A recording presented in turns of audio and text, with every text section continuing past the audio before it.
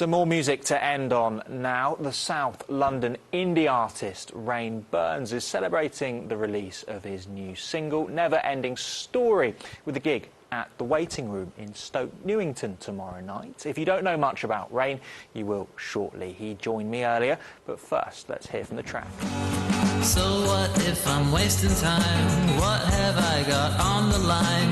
Living could be easy if I don't let life displease me. Every waking day I'm painfully conscious that I'm failing. Rainn, thank you very much for joining us. We just heard a little bit from Never Ending Story. Tell us a little bit about the inspiration behind that track. So it's kind of like feeling, you know, rubbish, under the weather, down and out kind of thing.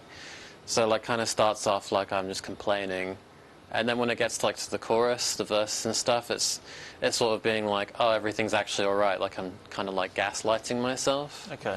So it's kind of like there are two kind of dialogues represented by me and the therapist in this video. So. Yeah.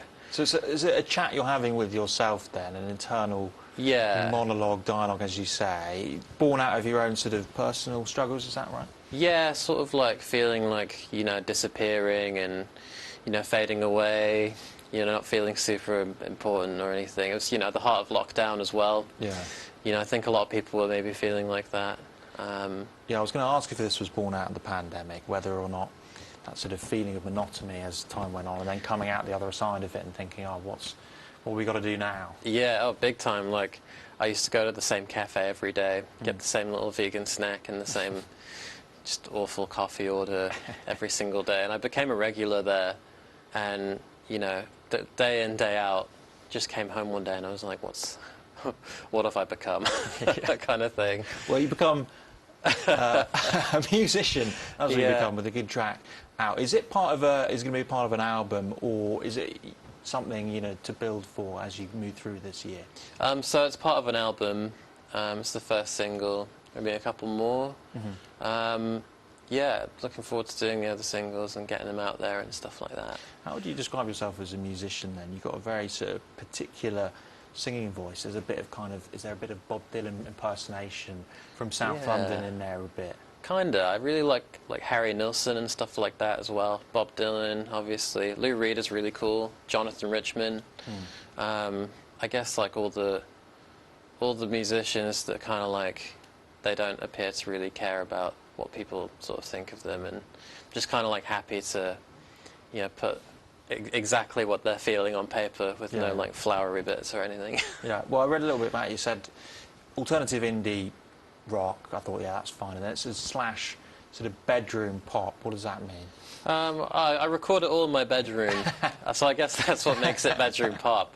Yeah, I record everything on like old tape machines and stuff. So, like, yeah, it's just kind of me going a bit crazy with some old machines and getting a song at the end of it.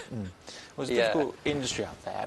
A lot of new people are no longer bands. It's kind of one-man bands these days. Everyone's called Rainn Byrns, Sam Fender, Jade Bird, Jake Bugg, things like that these days. The sort of old-school bands are really dying out, and it's just about sort of someone's individual name. Why is that, do you think, and how do you kind of carve your own niche in that environment? Well, I think we live in quite like an individualist culture at the moment, with like you can curate exactly who you want to be online, and that is the kind of content that people do want to sort of like consume and you know, enjoy. I think for me personally, like I have quite strong ideas of what I want the music to sound like.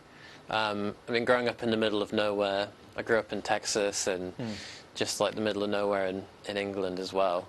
I kind of had to like become my own band. Yeah. Because there were no other musicians really around.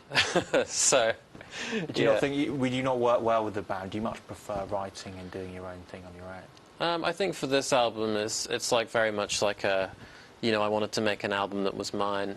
You know, I want to move forward, maybe explore with like band. I have a backing band live as well, called the Burnouts. It's like Rainn Byrns and the Burnouts live. So we do like stuff together. Yeah, I just kind of want to like explore each different way of recording an album, and yeah, maybe collaboration is on the horizon. But. Yeah. Rainn at the Waiting Room tomorrow night, and that single is out tomorrow as well.